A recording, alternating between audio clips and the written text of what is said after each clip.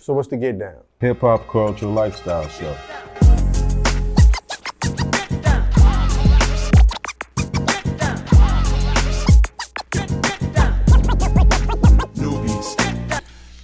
As far as being stereotyped as a martial artist, some of that is good.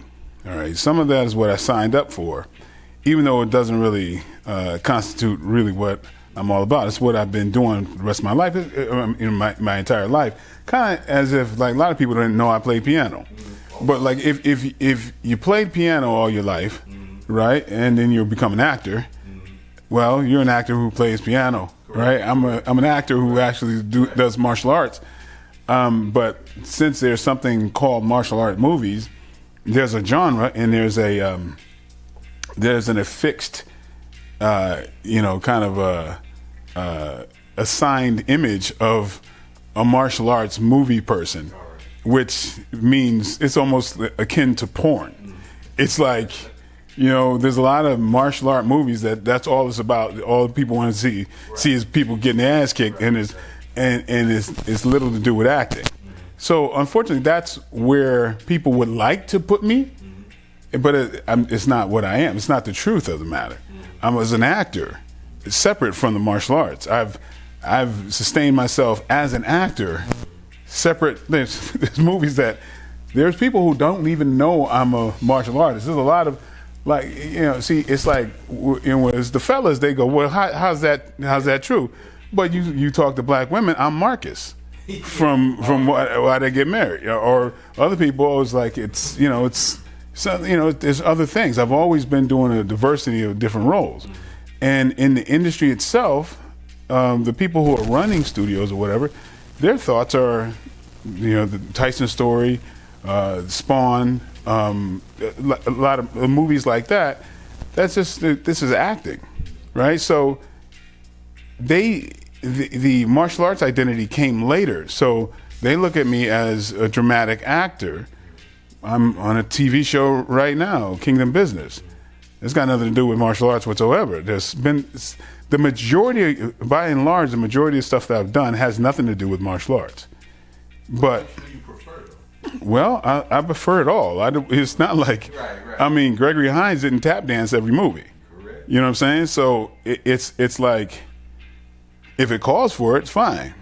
But even the movies I wind up doing martial arts in, I deconstruct them and make sure that they're not martial art porn. They feel like actual movies. So I rewrite or whatever, and some of the stuff that I do is not like, bullshit fight scene, bullshit fight scene. Right. You know what I mean? I'm not into that. So, yeah, I mean, my family benefits to some degree for being that martial arts guy.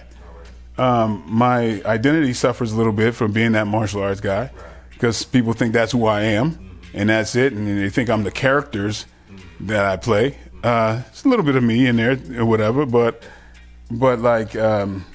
But yeah, it's. I'm not this bloodthirsty person trying to kick you in the face or looking for an excuse to do so, which a lot of people tend to. That's the thing. Like I said, I signed up for it, but it does get on my damn nerves. Where I'm trying to have an intellectual conversation, and they're thinking about, man, you could just kill me if you wanted. I'm like, why is that on your damn mind? You know what I mean? That says more about you than me. Right. But that's just one of the things that, it just comes with this. People's insecurities kind of seep into the situation. Right. And, I have to deal with that. I can't be like mad about it. You know what I mean? No, I get it. Yeah. So do you feel that you've lost certain roles because of the persona that you have? Well, I mean, to be honest with you, there aren't a whole lot of roles in Hollywood that I could say over even a 10-year period that I wanted. That there's like, I'm telling you, there's very few that I can say, I wish I had that role. Because, just to be blunt and honest about the whole situation, things are not written for my type of character. If I were white, it's different. There's a white alpha male in everything you see. I don't care what it is. Comedy, action, anything. But a lot of when things are written for black folks, they're usually relegated to being characters. You know, it's better that I look like something that would remind you of the 1950s. They're you know, a lot of people are very comfortable with that. You know, that, you know, where they go? Where, you know, like any kind of that, you will never. I mean, there's always room for a coon in Hollywood, or just not to just like to point the finger at folks doing their thing, because hey, and not everybody ain't a coon. Some people, they're lighter. They make the other people feel great because, you know, they're light. That's them. That's not me. That's just not me. So it's like I say, there's not a lot of things that you go that are written, or even when things are written for something that describes me, it don't usually wind up as someone like me. I kid you not. Like, I remember a long time ago, there was a TV series that they were going to do. And in the breakdown, which all the actors, you know, and the agents get, they'll describe what kind of character that they're trying to cast. And in this character, it said a Michael Jai White type. I'm not joking. And I happen to know a Michael Jai White type. I respond. Folks auditioning in the room was like, nigga, what, like, really? Like, and I'm like, hey, I don't mind doing the series. Well, turns out at the end, I wasn't quite a Michael Jai White type. Somebody else was. I don't want to mention the name, but it was somebody who's non-threatening, you know, very non-threatening and very far from what they described, because they were more comfortable with that type. The constructors of it, the writers and the original producer, they were livid because they did want somebody who represented some things that I did. But ultimately, that's not what they wanted. And I've seen that several times. There have been so many roles that it's come back and they've said, you threaten the lead. We can't have you and have so-and-so. And then I mean, there was a prominent, one of the biggest directors in Hollywood, one of the top 5, arguably one of the top 5. There's Scorsese, you know, they're like, and personally wanted to cast me. We had a meeting. He was going to cast me. All I had to do was say yes, and I said yes. The studio said, This other actor, lead actor, was like, not next to that guy. That was the first time I was like, are you kidding me? Well, it got down to, because that prominent director, I'm thinking, I'm cool because this is who he is. They threatened to fire him. It went that deep. I'm like, oh my goodness. But one of the things they said, we have shirtless scenes with the character I'm playing, and he threatens this person's female audience, and I'm like, are you kidding me? This guy is the lead. He is. Yeah. Well, he wins at the end. What's the? And who they cast was somebody who didn't have that threat whatsoever. So, you know, it's like, so yeah, when people go, oh yeah, you know, yeah, get into this early on into this industry, yeah, man, oh, you'd be a great actor, whatever. Will I be? Oh, well, you got the looks or whatever. Is that right? Is that good? Well, these alpha male, black, virile, strong, intelligent, acting people, what the greatest thing for the longest, like going through the 90s, is you get to play one of, say, St. Clair or whomever, like in those, like, girlfriends. You get to play one of their dates, or one of the many shows that had female leads in it. That's what you could do. There's a lot of brothers that I could point to. There's Silk Cozart. There's so many badass brothers. Like there's too many to name, that we were all in that pool, right? Of if black women were to choose, it'd be out of this pool. But what were we used for? So-and-so's date on a different world, or so it's like, you know what I mean? That was it. That was it, bruh. You know what I'm saying? Right. I mean, you look at, Ocean's 11 or whatever those Ocean's movies. I mean, all power to, man, it's like, just imagine Idris in that group. Not saying, replace anybody else, but why couldn't Idris be in there? You know what I'm saying? Like, you don't see that. I mean, it was a great thing that Idris had another country that was beyond that. They were really looking at the talent of the individual that gave him a leg up, because I think he navigated around some of that. But that's when you start thinking about it, it's not the same. Well, the men that the white women would choose from in that pool, they get to choose them. They would choose that one, this one, this one, this one. And guess what? That one, this one, this one is up there. Right. Our choice? Not so. We're chosen by 70-year-old white men, and who make them comfortable in the room. That's just the truth of the matter.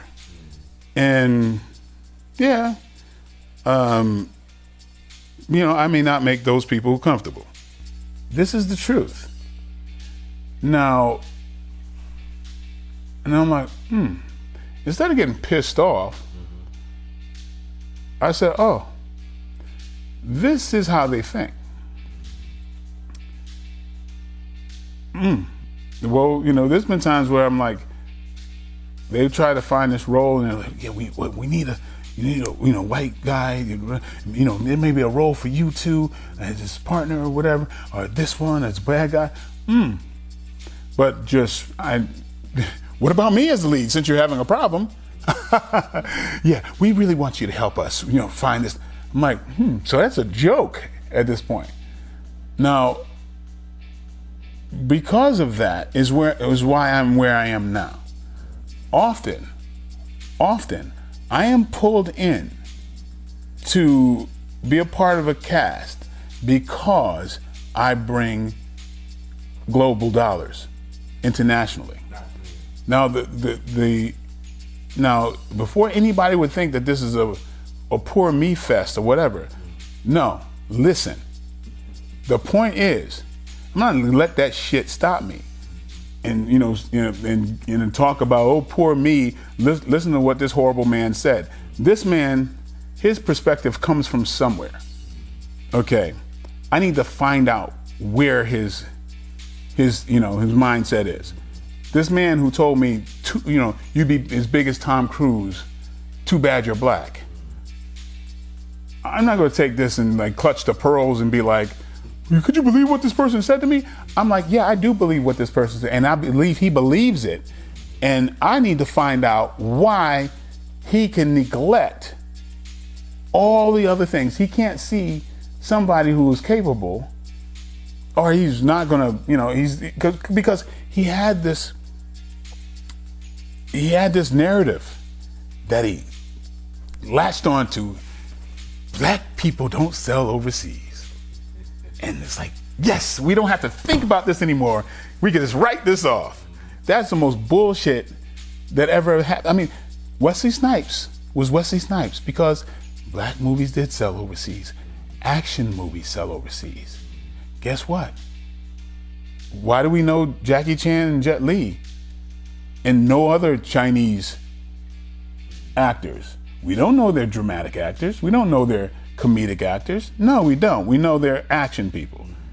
They don't need our, romantic comedy people in China. They need our action people.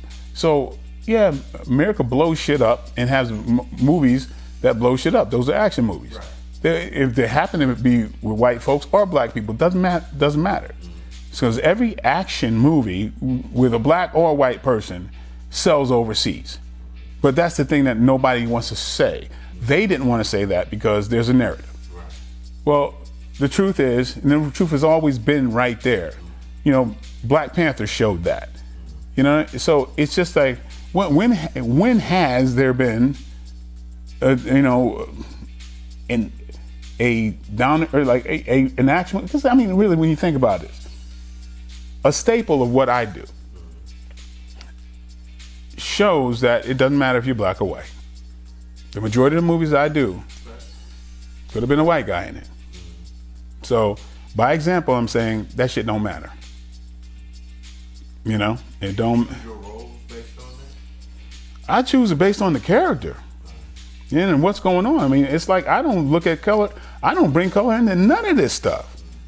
I don't. And I'm not just saying this to sound like we are the world. It's just the way I live.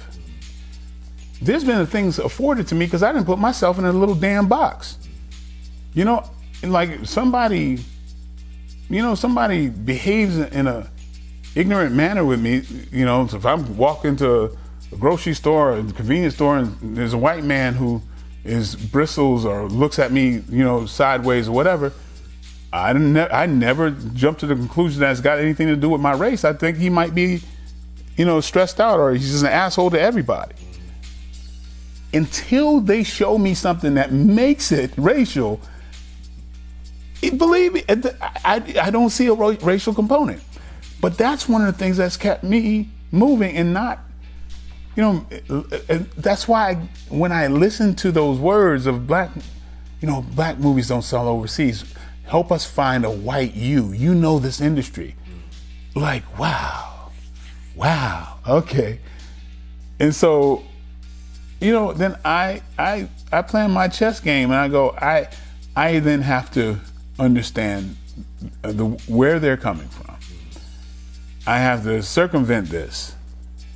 I have to do movies where they respect me overseas and know that there's an overseas market that is going to see way beyond color.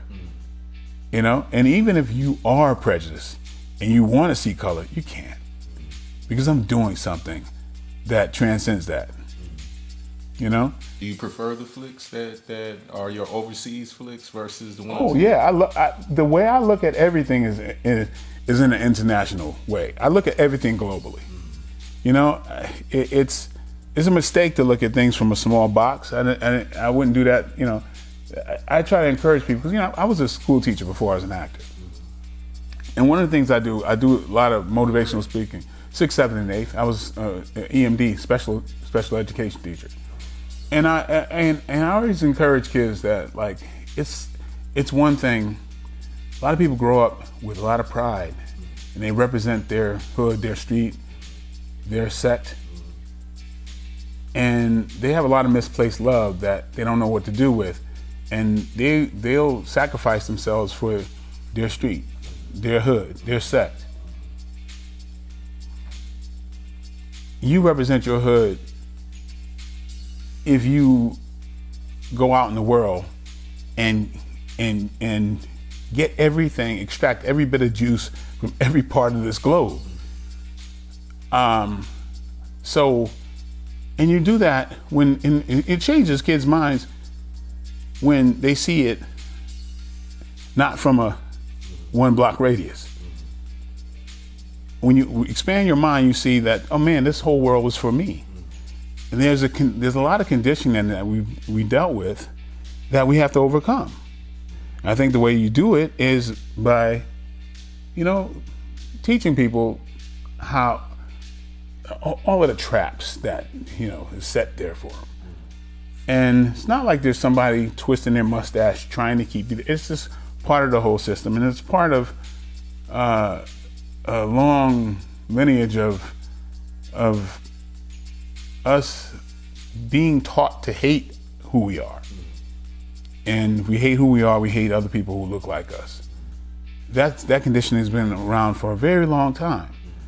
And that's like the first obstacle to get over, to see that there's a greater path.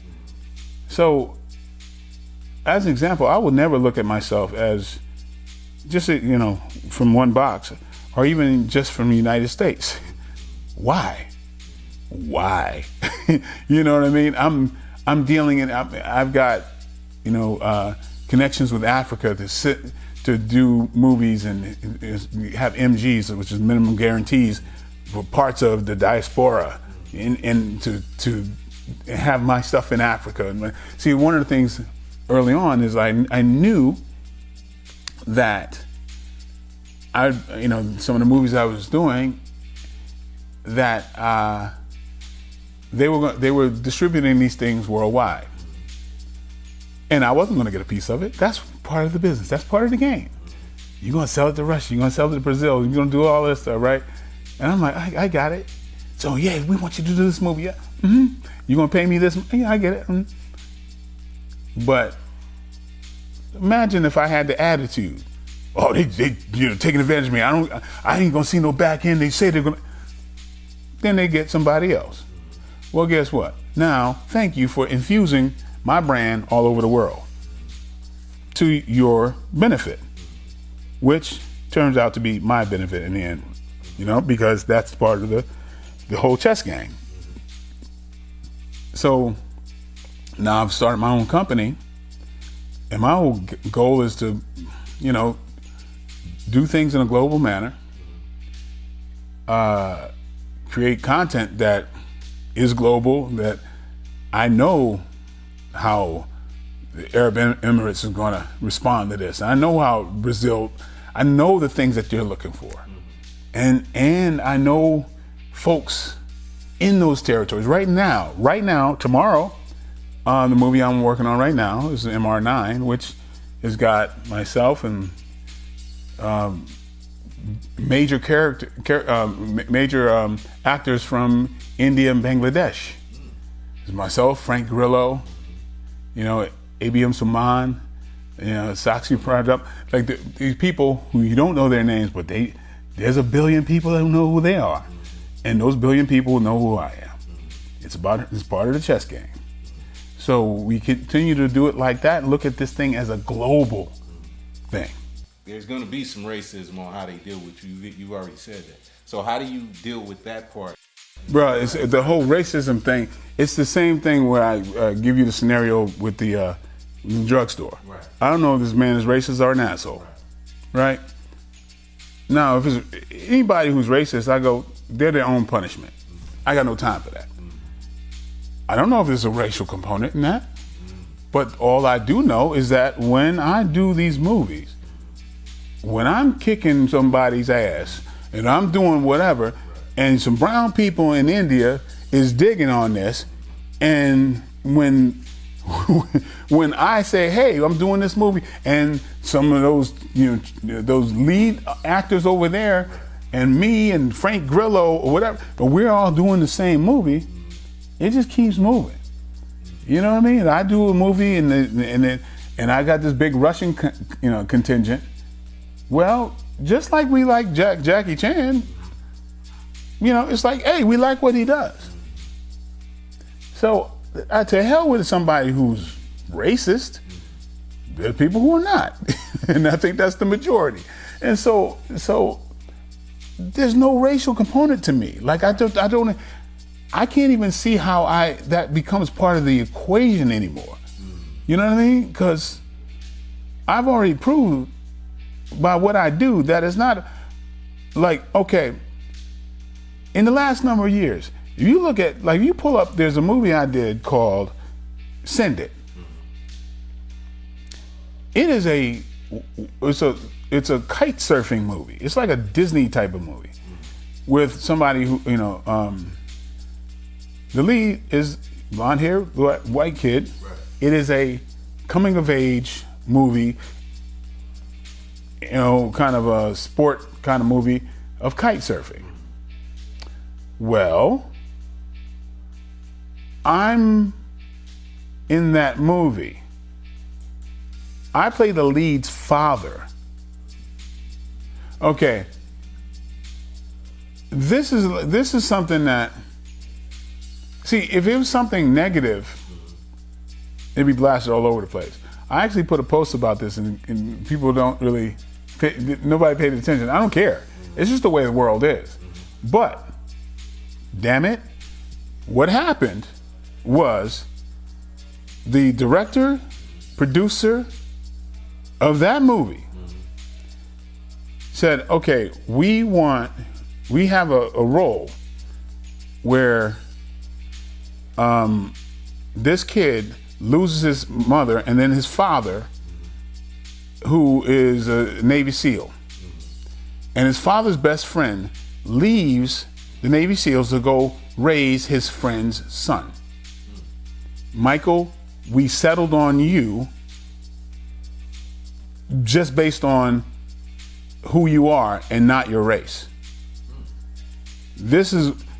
And I defy anybody to say something about the race in that thing. If that is not the goal, I mean, you would hope that would be celebrated, but no, it's celebrated by the people who matter. Right. But interesting, because if it was some gripe, yeah, it would be front page news. Right. I played the father of a white kid. I've never heard of that before. That's like different strokes in reverse, right? And so, yeah, we can talk about this racism thing, but let's talk about this for right now, which is the opposite of that shit. See what I'm saying? So I like to give both sides. I am living a life that, since I didn't put myself in margins, I'm not in those margins. And so, like I said, this movie, I'm the one that brings it in a global way. Now with me, they can sell it to Brazil and whatever, because these people recognize me from kicking people in the head. See what I'm saying? So, again, the message is not poor me. It's like, oh, hell no. Let the racists be, leave them to their own devices. There's a way around that bullshit. I want people to know you don't have to be stopped. If you know their culture, their agenda, you got no damn excuse, do you? You need to figure out, you come from the streets, you need to figure out how to get around that, right? What's that street upbringing good for?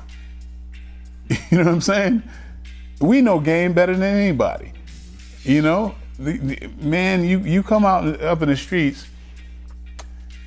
you have to know how to play people. You have to, because your life depends on it. Because you're gonna be checked. Where's the weakness? You insecure about your nose? You big nose, ooh. You know what I mean? You're gonna deal with this. You get to the point where, yeah, I'm big nose, ooh. You know what I mean? So that's the beauty of where we come from. We get to be galvanized, and then we go out into that world. But don't let these people make you believe that you can't prosper. that's the thing. That's just this thing where a lot of people are taught that, oh, that big they thing. You know, that word they should be a lot smaller in our lives.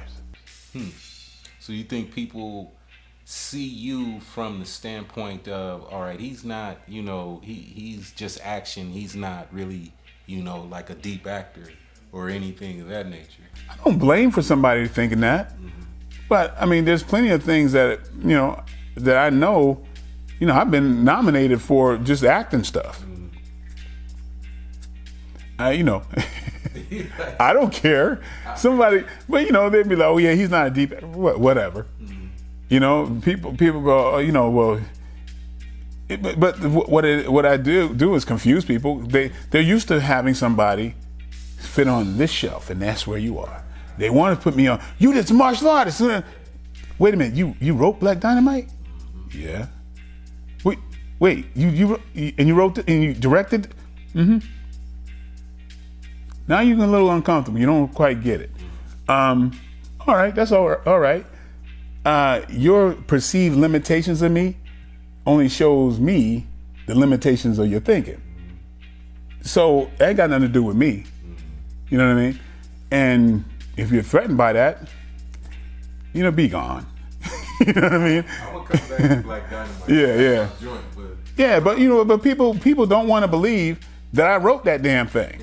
You know what I mean? It's like, yeah, like, and I performed, like, stop being tripped out, like, because that means, that just means you don't think that I'm capable of that. I'm capable of a lot of things that you ain't seen. Right. You know what I mean? I play piano in this TV series, and people go, okay, yeah, because I'm not. I remember a long time ago, I was when I was really playing a lot. And back in the day when I was, you know, fighting in tournaments, and we fight in auditoriums all the time, and we were warming up for the finals, and it was only 3 fights in the finals, and I was there, and there was a piano covered up, and I sat down and opened the piano, and just the audience just started laughing, and then I played like one of my best joints, and they're like, and then I closed it, and was like, yep, now they're confused, right? It's like, you know, I have, you know, people short, you know, limitations. That ain't my problem. That ain't my problem. You think I'm not a good actor? Whatever. You know what I mean? Yeah, but I've been on stage with Tony Award winners and had praise behind that. Oh, okay, the Mike Tyson story. You forgot that I was in that. Yeah, you could forget that. Yeah, I'm not a good actor. Whatever. Be gone. It's got nothing to do with me. That's you. You know, everybody's always want to chop you down. I can't imagine being, you know, maybe that's the martial arts part of me. That's like, you really, you know, people worry about, oh, I wouldn't want you, you know, get you mad or whatever. Listen, I'm the last person who will lose their control and knock you out. Because you think I'm gonna let you get to me? Like, you just don't understand what martial arts is about. Because if you think that I'm a person that has less control and that there's somewhere inside of me that wants to beat people up, be gone. You don't understand. It's just like, but to me, it's laughable. It doesn't piss me off. It's just like, you know, I pity you. You know what I mean? So I can't get mad at people who are psychologically impaired. They're their own punishment. So that's what I'm saying. Like, it just doesn't permeate. You know, none of that stuff does. You know, I'm always going to be. I mean, and nowadays, you can have a chat room of 100 people, and the dumbest person in the room is gonna like navigate that thing, because everybody's gonna be dealing with what that dumb person just said. You know, now everybody's focusing on the dumb person instead of the 99%. So it's like, that's, you gotta just laugh at it. But I can't be one of those people that is gonna be like, what? What is a dumb person supposed to say? They're supposed to say something dumb. Right. I can't be surprised by that, right? Well, like we said, the majority of people are confused by, who you are anyway, as far as how you come, So I can dig that. What's your overall discipline? Well, martial art wise, well, I have black belts in 8 different disciplines. My favorite being a style called Kyokushin. I kind of compare it to like the Navy SEALs of martial arts because it's very brutal and difficult. And it will put more on you training than life will put on you. So your discipline and your focus has to be real serious. So what it pulls out of the person is why it's my favorite. It's not glamorous. You're faced with yourself because there'll be times when you want to quit, and you cannot. Or it's getting a black belt in that style is not a matter of putting your time in or your money. You gotta put blood, sweat, and tears in that. And so when you get degrees in that style, even myself, it ain't, it's not because I'm recognized or whatever. In fact, I got a bullseye on me. I can believe that. Yeah, so it's like, it might be rougher for me than other folks. Yeah, so it's like, one of my last tests was in Canada. It was an international. We had the Japanese contingent, Greeks, of everybody, and the Russians, they're some bad boys. They're trying to put you down. So, yeah, man. So, and the training is real hard running up mountains, man, in the snow. It's no joke. Several times I'm like, what the hell am I doing? But to overcome that is like, that put things right back into perspective. You still enjoy the training? Oh, absolutely. Absolutely. What's that? Belts you go? I hold belts in other styles, Shotokan, Taekwondo, Tang Sudo, Goju, Kobudo, which is the Okinawan weapon system, do Wushu, Kung Fu. I've been, I wrestled in college, and, so I love the combative arts. I mean, it's something I just have done all my life. And did it help you through life? Oh, absolutely. That's if there's any like secret sauce, it's that. Because what it is in martial arts, you overcome obstacles. Just like you have a white belt, a yellow belt, these are obstacles. In life, you're overcoming obstacles. That's what it's about. And the biggest obstacle is you. That's really in a nutshell what it's about, man. See, a lot of people think it's about, oh, you kick ass and whatever. No, that's the insecure man's thought. So, which is understandable, because I got into it as an insecure man. I was an insecure kid and insecure man. And I found my way, and understood what it was all about. That the truth. I'm going to be my biggest obstacle. And we are all our biggest obstacles. So it's like, if I learn that I can just put my mind to something and then accomplish it, I can't be stopped. That's what's got me where I am. I'm nowhere near where I'm going to be. And I don't understand. People don't have to understand that. They ain't going to stop me. You know what I mean? I already know that, because that's what it is. It's like, people think about it's the techniques or whatever. Techniques don't mean shit without mindset. You can learn all the techniques in the world, but what it is deep down, there's a mindset that says, you will not stop me. There's a fighting mindset that says, you will not stop me.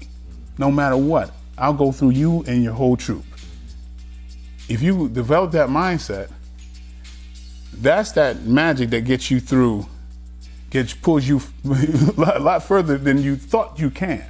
So I already know how far I can go. I can go way beyond what I thought my capabilities were because I've experienced it, right? So, when you have to get that third job and you have to do something else, you got to dig down. That's the stuff that is created, is internal. People get it mixed up. They think, oh, you look this way because you're trying to go from the outside in. No, it's from the inside out. The way I look is as a result of what I put myself through internally. If the strength of limbs is because I've held myself in this position when my body wanted to break, but then I pushed through to another plateau, and I've held this position for a half an hour straight, and I didn't think I could do it. That's from the inside. So when I set my mind to something, my mind is where the muscle is. You know what I mean? So yeah, that's what it is, and I wish people understood that more. Because of course, some people, you can be insecure and you want to learn how to fight. Well, there's nothing more dangerous than someone who believes you can't stop them, And that belief and that mindset on top of technique is very hard to stop. And now when I have to face another person that has that, it's harder then to stop. I'm testing myself even further. When I'm holding that position, it's me against me. Now my opponent is another obstacle that helps me to get better. That's why I bow to you, because thank you for helping me to get better. So, and if I'm dealing with entities that were very much like me and I have to overcome that, I have to overcome myself, well then when you're facing people who do not have that, it's not really much of a comparison. Do you do a lot of motivational work? There's a few things that changed my life. There's one of them is somebody came to my school and spoke. I was halfway paying attention. Puerto Rican dude talking about, I earned my walk. He's a lawyer. I was like the leader, like I'd be heckling stuff. I'd be leading the heckle squad, right? But something he said kind of resonated. I earned my walk, and I was like, what's he talking about? A few things I caught on to, and I was like, if he could do that, I could do it. Planted a seed. I started looking at proving that I could do that stuff. Like, maybe I'll be a lawyer. And one other time, we had this battle out in it was in Bridgeport, and there's some Hell's Angels, and we got in this fight, and the cops came, and I was on a bike, and I got lost in a neighborhood I'd never seen before. I was dipping, trying to get out of there, and I saw this really nice neighborhood by a lake. Never even knew it was only like a mile away from where I grew up, and I'm like, what the hell? And I saw this young black couple, really attractive black couple, moving into a house, had a U-Haul and everything else. I stood there dumbfounded on my bike, watched them for a couple of hours till it got dark. They looked like they didn't have a care in the world. From that day on, I wanted to be just like them. Changed my life. Changed my life. Do you know, seriously, to this day, when I'm back in Bridgeport, I go by that neighborhood. And I used to go there and always just look up at that house until it got to a point where I didn't want to look at that house because I was scared to see if other people might have been living there. So I have to go by the house, but I go, I got to believe that they're there. But it's like I always wanted to go to those people, thank you for just being there. Because you changed my life. I knew when I saw those people, I said, they got there through education. And nobody's coming to take their house. To this day, my wife and me, we're that for a lot of other people. You know? I don't know who I'd be. I don't know who I'd be without those two instances. You know, without that guy planting the seed, talking about college, well, made me thinking about going to college. And then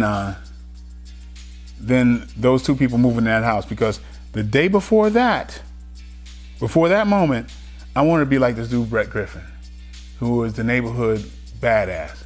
Used to drive around with machine guns in his car. Brett used to have like 3 blacked out BMWs, him and his crew. You couldn't tell which one he was in. So it was like the folklore. You want to be like this dude. That's where I was headed before that.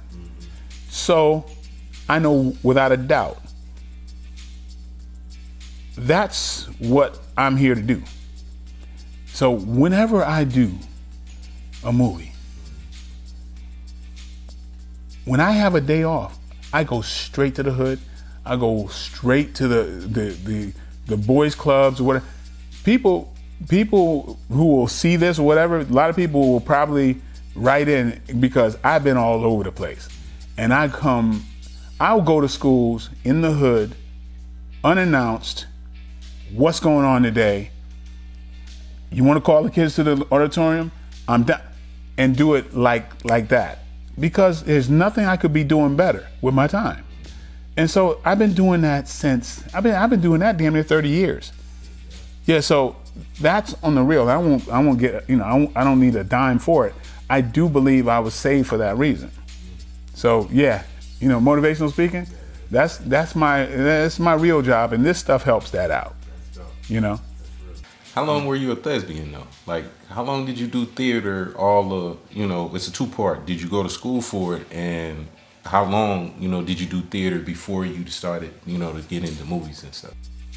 I changed majors, communications major, you know, political science, and at one time it was engineering.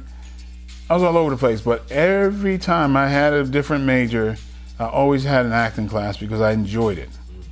Never took it serious. I didn't think you could make a living that way because I didn't know anybody who made a living that way. I always thought, man, I just had this ability and this interest in portraying, you know, character from a different perspective, because being on my own at 14, I knew every kind of person. And so I was fascinated with human nature. And so, you know, when I recount a story to a friend, and you know, my friends be like, "Yo, man, you sounded just like him. You became that person." I'm like, "Really?" So I had this ability, this innate ability to act. You know, it's like singing. I think you can sing and you can enhance it. And so, you know, and then I was taking acting classes in New York, and you know, I was a school teacher, and when I'd have times off from teaching school, I'd go out for auditions and stuff and get damn close and be like, "Wait a minute. Like, yo, I recognize everybody else in this room." I'm like, from a third call back, I'm like, that's so-and-so. And I'm like, I must be close. You know, I may not get it, but I'm like, damn, one day you gonna be sick, you gonna be working, it's gonna be my turn. So, you know, and so I realized, you know, I felt like I had what it took. And so, you know, eventually I left teaching and pursued the acting. Because, you know, but yeah, so that's really how that happened. And then, you know, I started getting theater work, but as I started getting to be popular that way, I said, well, ultimately I want to do film and TV. So I came out to LA. Mm-hmm. Mm-hmm. So was theater easier than doing? Yes, theater was a natural fit for me. Very natural. One day I look forward to doing it again. It was a very natural fit for me. the physicality part of it, the using of, I lend to physical acting. It's very organic for me. Are you? Is physical acting more like method acting, or is it? No. It's just that I'm just a physical person, and when you when you emote, my natural instincts and how I express myself as a performer and as a human being lends itself to theater, because the theater people are seated out there, whereas television and film acting is here. That's it. You have to contain it all in here. It's a different style, but I am very natural to be, to be like to stand in theater. Like it's very comfortable for me. I had to really transition into television and film. It's a bit more of, it's a thought process a bit more, that there's more technique involved. In theater or in television? For me, television and film is a lot more technique. It's a technique I've learned to be on camera, effective on camera. In theater, it's just natural. It's just absolutely natural, and it's a strength of mine, because as a physical person, it's, even if I'm standing still, there's a physicality that's natural for me in a theatrical setting, and I look forward to being able to do that again. Right. Yeah. That's interesting. The fact that you, but I've heard that from most actors, that they enjoy doing theater work more than they do television and TV. Well, you're in connection with the audience, but much like like our boy Russell, that comedy. You're interacting with folks. That's an amazing feeling. And from one day to the next, you see your result in what you're doing. So that's what's cool. Like, I'll do a movie, and you have to wait till the movie comes out to see the reaction, and but I'm really happy about the last movie I directed, which is Outlaw Johnny Black, which was a follow-up to Black Dynamite. That's probably my proudest thing yet. It'll be coming out. That's the favorite thing I've done of everything in my career. Yeah, and people are saying, "Yo, this is better than Black Dynamite." What? Yeah. Yep. Across the board, people. I'm telling you. That's kind of hard. Well, I'm not saying it. That's what people are saying. Black Dynamite almost got the KFC recipe. I'm telling you, he was almost there. That's all I'm saying. Yeah. Well, so I'll see what people think, but it's going to be out this year. So is it a spoof like Black Dynamite? Yeah, but it's the whole Western genre. It's an homage to the Western genre, just like Black Dynamite was an homage to blaxploitation action. And Russell's in that with me. When can we get another Black Dynamite though? Well, there's some different pieces that are in play there. So but the script's already written, and I think it's better than the original. So let's you produce, you direct, and you've done other stuff before you got to Black Dynamite.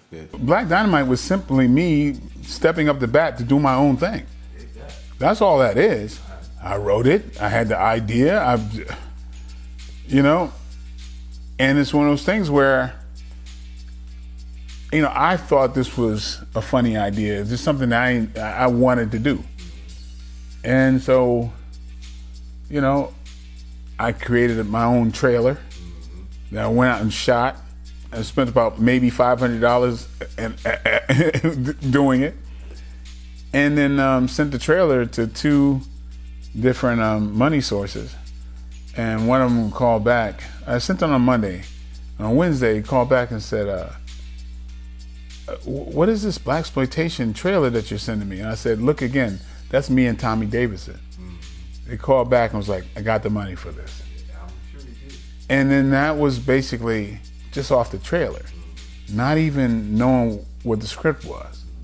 See what I'm saying? Moving pieces around.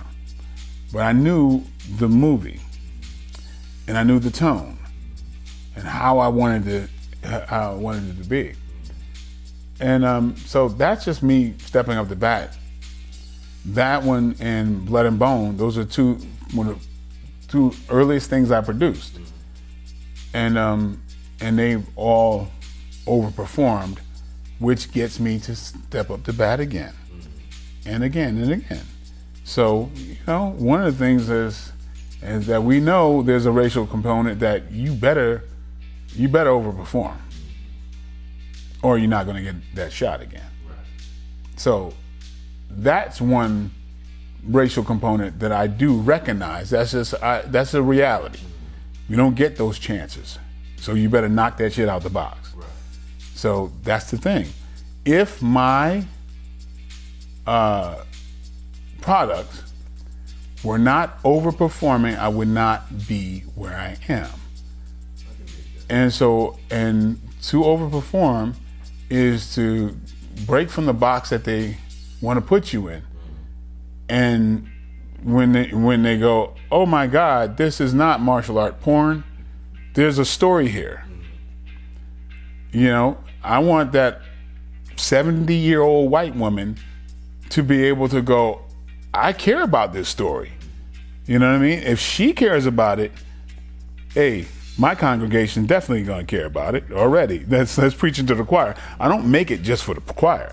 I make it for that 70-year-old white woman. You know? So if she can understand what this movie's about, then so can everybody else. And that's what's happened, is people are recognizing the movies, they're looking at Never Back Down 2 and 3, and they're going, wait a minute, there's a story here. They're looking at things I wrote in Never Back Down 3, and there's a racial component in that. And they go, wait a second, this guy, you know, with the Confederate flag, and my character, well, you think they're going to be at odds, they become friends because they realize the bond that they have. They're more alike than they are separate. These things, people start to go, wait a minute, he's got a message in these damn things. Yeah, you come in just waiting for body count, but you'll leave, wait a minute, I cared about this. So that's part of it. And because I've learned the art, and I learned, I mean, I've sold scripts separately, just as a writer. So I've made my living in so many ways. So this is only makes sense that I put these components together. So that's what I've been doing. And so now that I have a studio and all that, and I'm creating my own stuff, it's not out of vanity it's like, because I know how to do it and I enjoy it, you know, so it's not like, you know, anything other than that. I enjoy putting people to work and working with people who, I mean, look, we've traversed, it's like we're the circus. I mean, we've all run away and joined the circus. You know what I'm saying? And, you know, I love my people. I love my crews and stuff like that. You know what I mean? So when we get a chance to do our thing, there's no negative in sight. We're all doing something that we're set out to do. And man, it's beautiful. So you got your own studio, you got your own camera crew, the whole 9.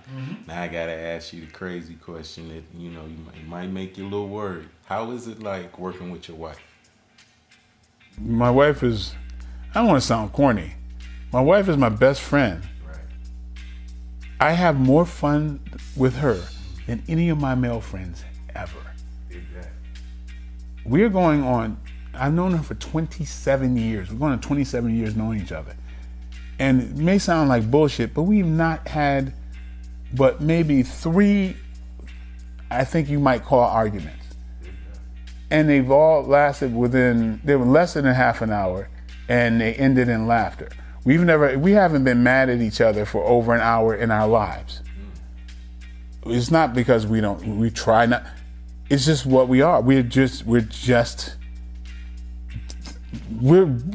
like a freaking 2-person cult. I mean, it's I don't know. I mean, I don't, it's just what it is. We have a great time together. I mean, our kids used to, man, we be laughing and acting up, and the kids will knock on our door or kick us out the kitchen because they got to get sleep for school. I'm lucky that way. You know what I mean? So working with my wife, we've done 5 movies together. Now we're about to do number 6. And it's a company in London who, came out of nowhere and offered us this role, and we wind up to being this couple. It's a great story. It's kind of an action. It's based off of there was a movie with Michael Douglas and I forget who, but anyway, but we got a romantic comedy that we're going to be doing as well. Myself, Tony Braxton, my wife, and Tony is like family to me. So it's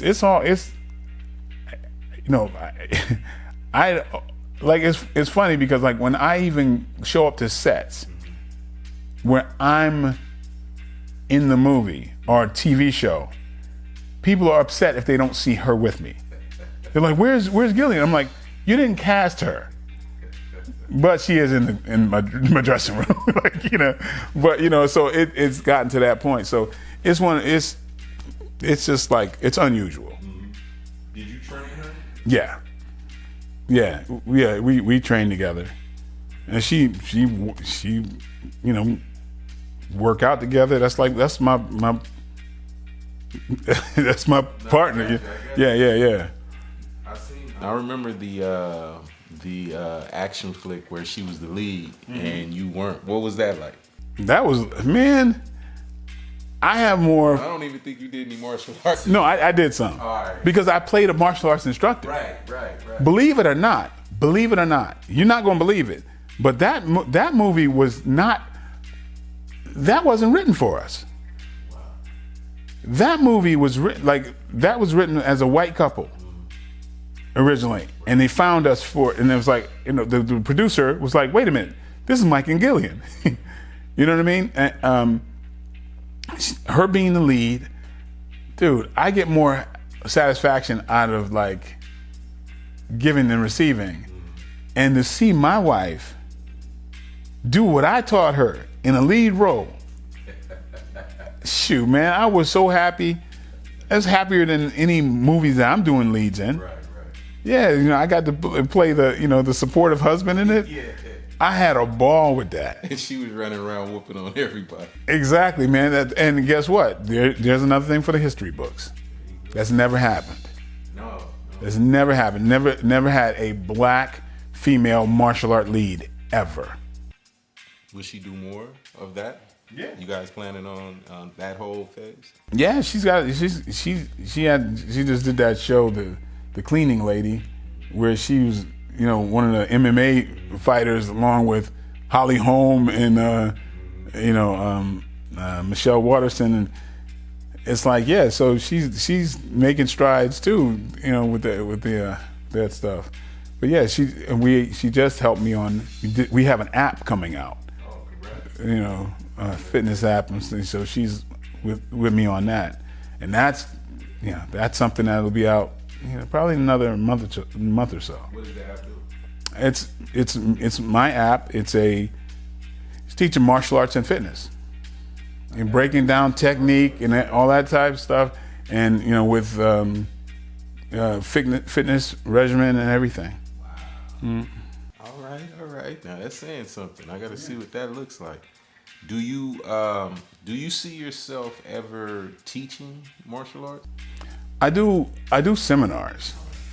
Like I'll be doing a seminar in Vegas at this big martial art convention in July. But I do seminars. I don't have time to teach a steady thing. But I train with high level martial artists. Yeah, like Josh Barnett is my main training partner. He was UFC heavyweight champion, Strikeforce heavyweight champion. One of the smartest guys I know too. But he's a hell of a fighter. Have you ever just like kind of lost it on stage when in a scene? No. There's no room to lose it on. I mean, that doesn't happen. I've heard stories of other cats not being able to control themselves and things of that nature. Well, those other cats probably are not very controlled. You know what I mean? I don't hear that. I mean, some people might not have physical control and hit someone, and there's some people who even try to hit people. I call them assholes. And I know who you're talking about. We know who we're talking about. We know who we're talking about. So, but they know who to hit like that. They would never hit somebody who will break their ass. So. Is it a lot of competition when you do movies with other martial artists that are black belts or whatever? Is it always a respect factor, or is it like some cats want to try you just because they Dude, nobody wants to try. Like I used to really look forward to that because there is a immature part of me, and I'll accept it. There's an immature part of me that always was like, okay, if I get challenged, but I've done that. I'm like, hopefully I'm past this phase. But and there's been times where I've had little Twitter wars with people, but oh yeah, if you ever came here with, okay, it's like I travel a lot, and there's been about four different occasions where I've showed up. And honestly, it's like if you know what you're doing, you say you know what you're doing, and you whoop my ass, all kudos to you. Like honestly, if look, here's the thing that people don't understand. The goal is for me to learn something. I'll be the first one to be like, oh my goodness, man, this dude was a lot better than I thought he was going to be. Man, his timing and whatever. That's the goal, because then I learn something. But if you don't know what you're doing, too bad for you. Because you shouldn't have said nothing. Now, but but a lot of times people like, in every one of these cases, which really got on my nerves till the last one, it's like, oh man, I didn't think you could, oh man, ain't no hard, no, okay, well, no, come on, this is your ring. Because I'm not even doing that to be like, to try to prove a point. I'm like, no. I respect you as a man saying A, B, and C. Well, are you gonna accept the fact that you said this and now you're saying something else? Why would you not find out if I'm here? You know what I mean? So there's been times, you know, I've always put myself in that position. Dude, I trained with John Jones. That's the baddest cat in all of MMA. Of course, there's a chance that dude could hurt me. I'm training with him in his gym, right? And if he wants to take it wherever, I got to go wherever he's going to take it. You know, that's just the way it is. You come to another man's den and he goes, "Hey man, let's do 3 hard rounds." I'm like, "Got to do 3 hard rounds." I got to. I put myself in this. This is gentleman's agreement. Right. So it's like, and the goal is, man, if John Jones knocks my tooth out, I'm going to laugh about it and be like, man, that dude was no joke. But you know, it was a great pairing with us. It was amazing for me. Yeah, I've heard about your skills from my people. They were saying like you real strong with, you know what I mean, with what you do. You're very strong. Honestly, I've had amazing instructors. I've been afforded things that almost nobody, no other martial artists I know have been afforded. I trained with Superfoot Wallace, Bill Wallace, from the time I was 17. He's the best kicker, undefeated fighter. I'm doing a seminar with him. I do seminars, about 4 seminars with him. This is forever.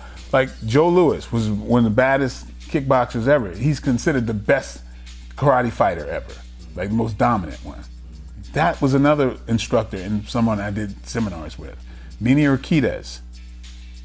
These are the best strikers I've ever seen in my life. And these people were instructors of mine and only enhanced things that I already was developing myself. And then the wrestling and background with, you know, jiu-jitsu with Higgin Machado, as you know, Higgin. Like, because I'm a nerd with this. And so I enjoy it. And it's not about proving that I'm better than somebody. It's me testing against me. So that's the whole thing. I honor you to let me test myself against myself.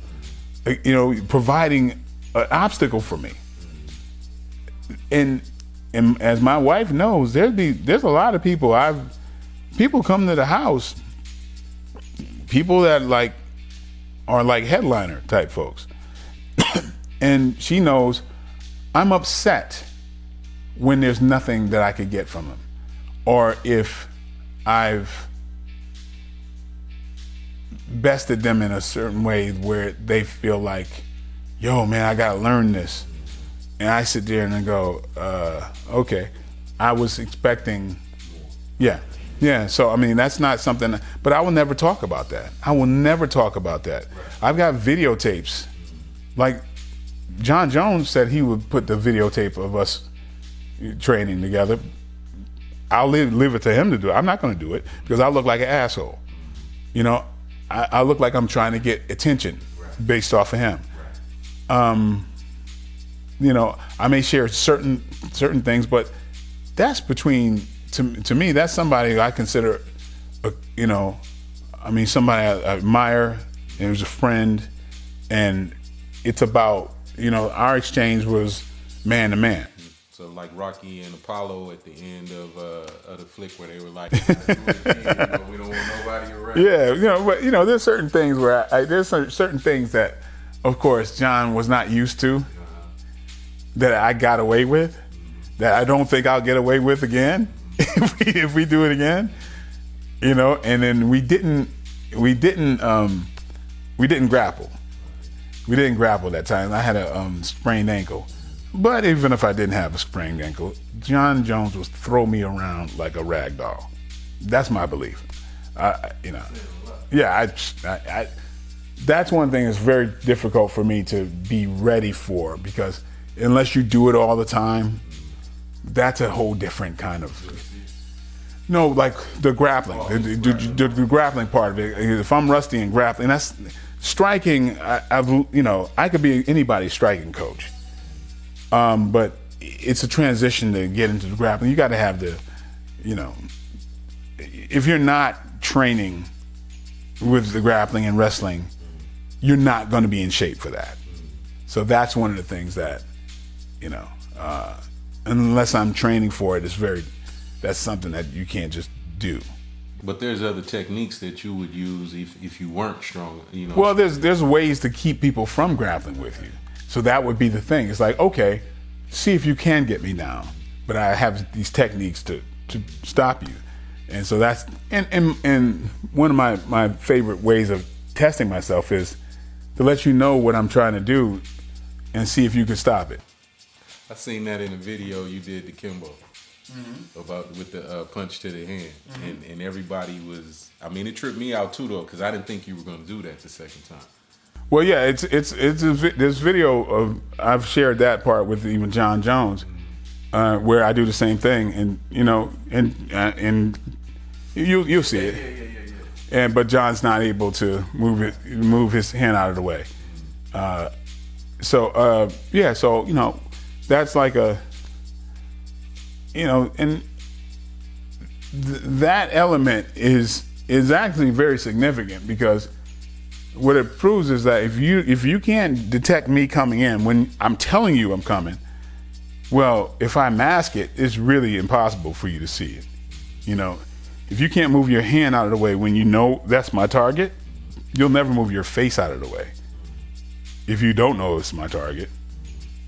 And I can cover it, and so so that's a philosophy of mine on how you develop weapons. True weapon is something that even if they know it's coming, they can't stop it. That's a real weapon. So I've got about 4 weapons like that I always have worked on, and I test them because I try to get very top fighters like Francis Ngannou and John Jones, people like that, Rampage, or to see if they can stop that. So I can test myself. I can test my the technique. Hey, most people test regular things. You want to test and see if somebody. Well, right? Let me. If you weren't doing martial arts, if you didn't have the martial arts in you, would you have stuck with piano? Or were you I would have done. I probably would have done more music. How long did you play piano? I played classical for, I don't know, 6-7 years, something like that. But yeah, that was a long time ago. I'm glad I learned to read music early, because that's something I could pick back up. Do you enjoy it? Do you dabble at all? Yeah, I started to since we didn't. No. I'm playing with my daughters, which is great. They're in piano lessons. Yeah. So where do you see this studio? Say the name of the studio so we got everything. JAI, Gigantic. Y'all heard that, right? JEI. So where do we see Gigantic at, in the next 6 months, a year, whatever? Because I know you got projects coming. So where do we see it at the next 2 years? The next 2 years we're building. We're en route to build 25 brand new sound stages. We've got 5 right now, interim stages, and we're shooting, and we got a lot of things in the queue. Yeah, things are happening. Things are happening in Connecticut. Yeah, in Shelton right now, and then we're breaking ground in certain parts of New Haven, which will be like the hub. And so we're doing a lot of the new LED screen projection stuff. Yeah, we got. I mean, the pandemic has actually been amazing for us, because we have some amazing captains of their areas who wanted a change, who wanted to be part of something that was new, and on the ground floor of the studio. So it's amazing. They wanted to, they like the idea of being part of a new studio that is innovative and has all this new technology and a large component for giving back. And we have a great apprenticeship program. Yeah, we got things rolling there. We got a lot of interest, and we're making these. I mean, we've got competitions. We're getting kids to make their own films, and we're teaching all kinds of media art stuff there. So yeah, it's coming together really well. Eventually, I look forward to the day where I can recede into the background and just be producing.